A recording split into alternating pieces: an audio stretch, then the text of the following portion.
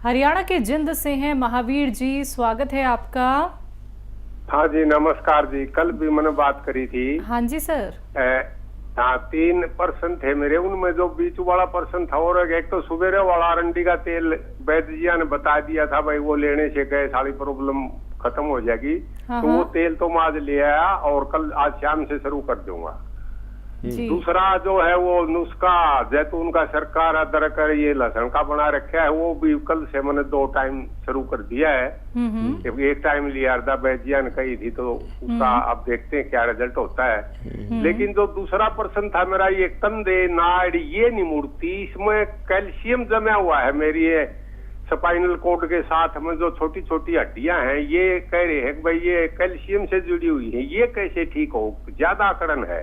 ठीक है। वैद्यों ने जो मेरी नाड़ का वो बताया था वही इधर नाड़ हलाओ, और ये भी मैंने 2-3 महीने भी करके देख लिया, क्योंकि मैं 6-7 महीने से वैद्यों से जुड़ा हुआ हूँ। लेकिन ये हल नहीं हो रहा। ये कैल्शियम कैसे टूटता है ये खोया के पास का। महावीर जी आपकी उम्र कितनी है? 72 साल जी। ठीक है सर जी। महावीर साहब, आप यूँ समझ लें कि ये जो हमारी डिस्क है यहाँ गर्दन की थोड़ा नीचे है, कभी कभी ये सब कुछ जाम हो जाता है। जैसे इस पर सीमेंट कर दिया, सीमेंट भी कैल्शियम होता है, चूना भी कैल्शियम होता है। अब अगर जब ये जाम होना शुरू हुआ है, अगर ये शुरू हुआ है जाम होना, तो अभी ठीक हो सकते हैं। और अगर इसमें गुंजाइश ख़त्म हो गई है तो फिर ये ना तो इससे छेड़छाड़ कर सकते हैं, ना ऑपरेशन कर सकते हैं। फिर हमें ऐसी ज़िंदगी गुजारनी पड़ती है जब तक कोई अच्छा इलाज नहीं आ जाता। देखिए, ऐसे बैठकर मैंने बताया ये कान इससे मिलाना है। अगर आप मिला पाते हैं, आपकी गर्दन में इतनी मूवमेंट अगर है तो ये ठीक हो सकता है। और ये ठोडी यहाँ से पकड़े, देखिए ये यहाँ तक आ जाता है, ये पूरी तरह मोड़ दें, ये ठोडी हमारी यहाँ तक आ जाती है। ये मूवमेंट अगर है, नहीं है तो कोशिश करें कि ये मूवमेंट आ जाए। अगर ये आ गई तो आप ठीक हो सकते हैं। और एक ये भी है कि हम ऐसे सीधे लेट जाएं बेड पर और गर्दन नीचे लटका लें ऐसे, और बाकी शरीर सीधा रहे, और 5-5 मिनट 5 बार कम से कम लेटे। इससे भी यहाँ मूवमेंट आती है। तो ये कोशिश करें और कई महीने तक करें। थोड़ा थोड़ा भी मूवमेंट आएगा तो आपको बहुत फ़ायदा होगा, और मूवमेंट की गुंजाइश होगी तो ज़रूर आएगा। और ये सब कुछ मेरा भी यहाँ टाइट होने लगा था, लेकिन मैंने वक्त पे एक्सरसाइज करके इसको अच्छा कर लिया। और जो लोग बिल्कुल किसी की बात नहीं मानते, एक्सरसाइज कहो एक्सरसाइज नहीं करते, और फिजियोथेरेपिस्ट से भी आप मिल सकते हैं, वो बताएगा कि इसमें क्या हो सकता है। बाकी सब दवाओं में आपको फ़ायदा मुमकिन है, इसमें आप खुद फैसला करेंगे कि इसमें फ़ायदा मुमकिन है कि नहीं है। जी। मुजफ्फरनगर से हैं अनीता जी, स्वागत है आपका। मैम नमस्ते। जी नमस्कार।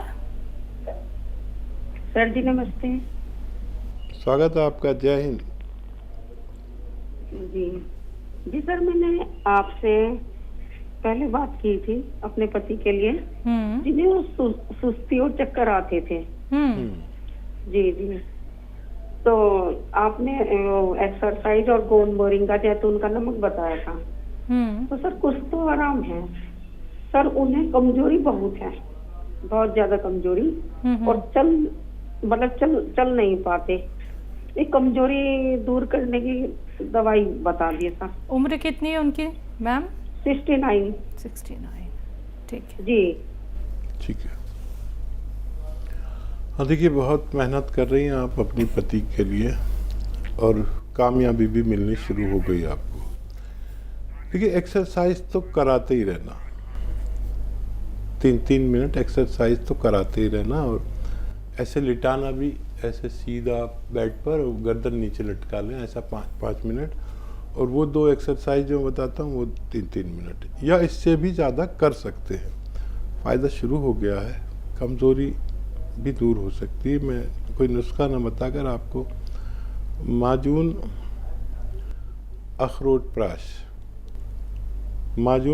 प्राश 1 चम्मच खिलाएं रोज़ाना, और पानी या दूध से खा सकते हैं।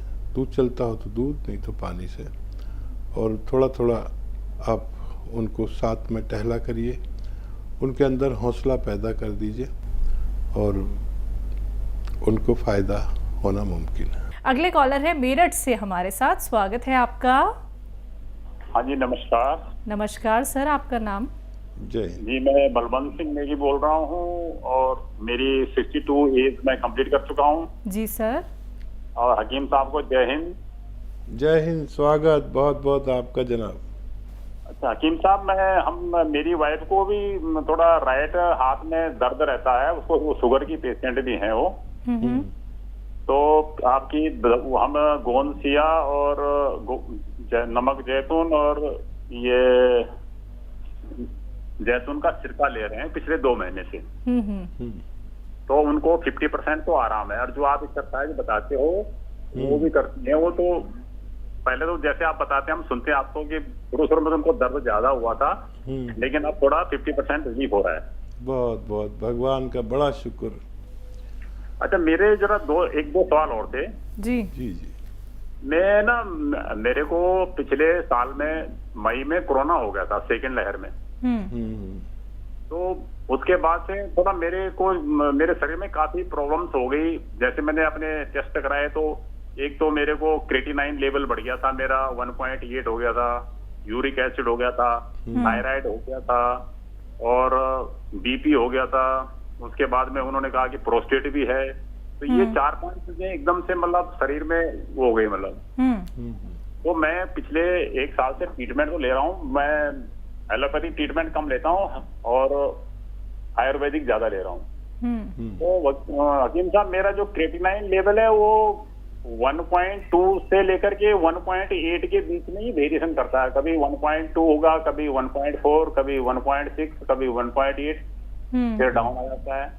बीपी तो मेरा तकरीबन अब नॉर्मल है, 80 से नीचे रहता है लो वाला, और हाई वाला जो है तकरीबन 135-30 के अंदर रहता है। यूरिक एसिड मेरा थोड़ा बढ़ता है, मतलब 8 पॉइंट कुछ या कुछ ऐसा रहता है। प्रोस्टेट और बाकी तो मुझे लग रहा है कि मैं अपने शरीर पे समझता हूँ कि मैं स्वस्थ हूँ, लेकिन टेस्टों में जो है रिपोर्ट सही नहीं आती। ठीक है। तो मैं आपका जो ये नुस्खा आप बताते हो, मतलब कि नमक जैतून और अलसी का पाउडर, ये भी मैं ले रहा हूँ पिछले 2 महीने से, जो मैं आपको टीवी पे सुनता हूँ। तो क्या मैं ये जो आप 6 चीजों का बताते हो उसमें अलसी का भी मिला करके उसको लेने से क्या मेरे शरीर में शुद्धिकरण हो जाएगी पूरी, या आप मुझे कुछ एडवाइस करेंगे कि मैं क्या करूं? बड़ी मेहरबानी होगी आपकी। जी हाँ, देखिए बहुत ही अच्छी तरह आपने बात कही अपनी। अभी आप देख रहे थे एक साहब, जैसे मैं कई चैनल्स पर आता हूँ तो वो चैनल कोई देख रहे थे, बात कर रहे थे लाइव, तो शायद ये प्रॉब्लम थी। अब हम समझ पाए उनकी बात को। वो बहुत सीधे इंसान थे, भगवान उनको भी खुश रखे और आपको भी, क्योंकि भगवान का आप पे बहुत बड़ा करम कि कोरोना जैसी बीमारी से आपको बचा लिया। वाकई वो शक्तिमान है। तो ये जो बीमारियां हैं आपको, ये तो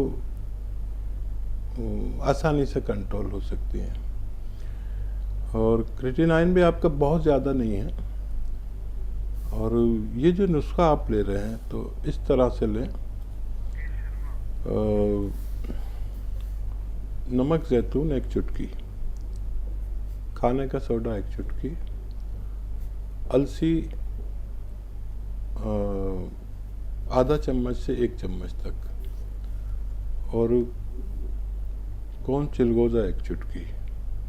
ये इसकी 1 खुराक या 2 खुराक रोज लिया करिए। ये तो आप काफ़ी दिन तक लीजिए। तो ये ब्लड प्रेशर, कोलेस्ट्रॉल, दिल की कोई परेशानी, हार्ट ब्लॉकेज, एसिडिटी, कब्ज, बवासीर, लीवर, किडनी का शुद्धिकरण, ये इसमें सब कुछ आ गया। प्रोस्टेट के लिए भी ये है। और प्रोस्टेट के लिए लें तो इसमें 2-4 चुटकी वो लाजवंती भी मिला सकते हैं। और वो नुस्खा जो वो मैं बताता हूँ, सौंफ, सौंठ, जीरा, अजवाइन, धनिया, मेथी, और इसमें अलसी भी मिला सकते हैं। अलसी आदमी ज़्यादा भी खा सकता है। ये 100-100 ग्राम लेकर अगर हम रोज़ाना 1-1 चम्मच 2 बार खाएं, नमक जैतून का पानी से भी ले लें या वैसे ही खा लें, तो ये पूरे एब्डोमेन का इलाज है।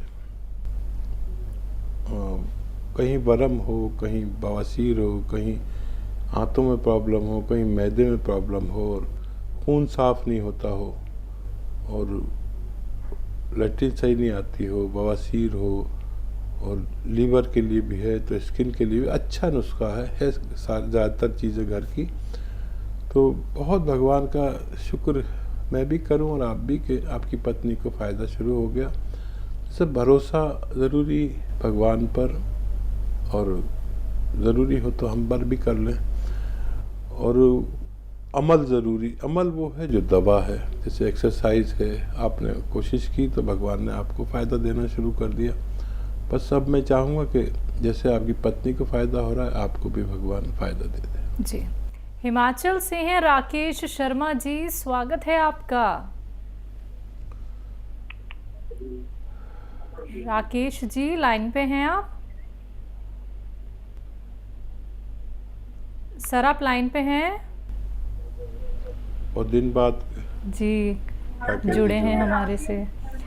राकेश जी बात कीजिए अगर आपको। मैडम जी, नमस्कार। नमस्कार सर। जय हिंद, स्वागत। राकेश जी बहुत याद किया कि क्यों नहीं आ रहे। हाँ, कैसे सर, सेहत कैसी है आपकी? ठीक तो लग रही है अभी? हाँ, आपकी तबीयत तो अच्छी है। मेरी भी ठीक है सर। ये शुगर का मेडिसिन ले रहा हूँ मैं, शुगर और बीपी का। अच्छा अच्छा अच्छा।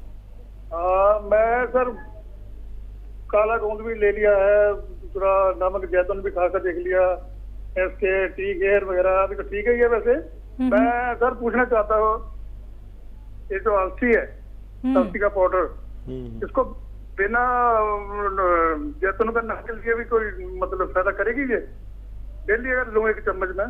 ज़रूरी है कि आप कहीं बिजी हो गए होंगे और आपको कोरोना जैसी बीमारी से भी भगवान ने बचाया, और मेरी दुआ है कि आप स्वस्थ रहा करें। और अलसी को बग़ैर नमक जैतून के भी इस्तेमाल ज़रूर किया जा सकता है, और ज़रूर आपको फ़ायदा इससे पहुंचेगा। आप अपना बहुत ख्याल रखा करें। फ़ोन कॉल मिले ना मिले, बात हो ना हो, लेकिन कभी कभी अपनी खैरियत ज़रूर दिया करिए। आपका नाम और ख़ास तौर पर आपकी आवाज़ वो एक अदाकार से मिलती है जो टीवी पे प्रोग्राम देते हैं ना। मैं हमेशा कहता हूँ आज सुनील शर्मा, क्या कपिल शर्मा से आपकी आवाज़ बहुत मिलती है। पता नहीं, आपकी आवाज़ आते ही मैं समझता हूँ कपिल शर्मा का फ़ोन है। कभी तो मुझे धोखा होता है कि आप अपना नाम और आवाज़ बदल के तो बात करने की कोशिश नहीं करते। बिल्कुल वैसी आवाज़ है आपकी मेरी नज़र में। बहुत खुश रहिए। धन्यवाद जी। बहुत बहुत शुक्रिया राकेश शर्मा जी, हमें कॉल करने के लिए। बहुत वक्त हो गया था, आपसे हमारी बात नहीं हो पाई है, और जब कॉलर्स हमारे साथ इतने लंबे वक्त से जुड़े होते हैं और उनकी कॉल नहीं आ पाती है तो हम भी परेशान हो जाते हैं। खैरियत पूछनी बहुत ज़रूरी होती है। आपकी सेहत हमें बस मालूम पड़ती रहे कि आप लोग ठीक हैं, बेहतर हैं, तो बस आप कभी ना कभी हमें कॉल करके अपनी सेहत ज़रूर बताते रहिए। हकीम साहब से बात करना चाहते हैं तो तुरंत फ़ोन उठाइए, नंबर्स पे कॉल कीजिए जो आपके सामने आपकी टीवी स्क्रीन पे लगातार दिखाए जा रहे हैं।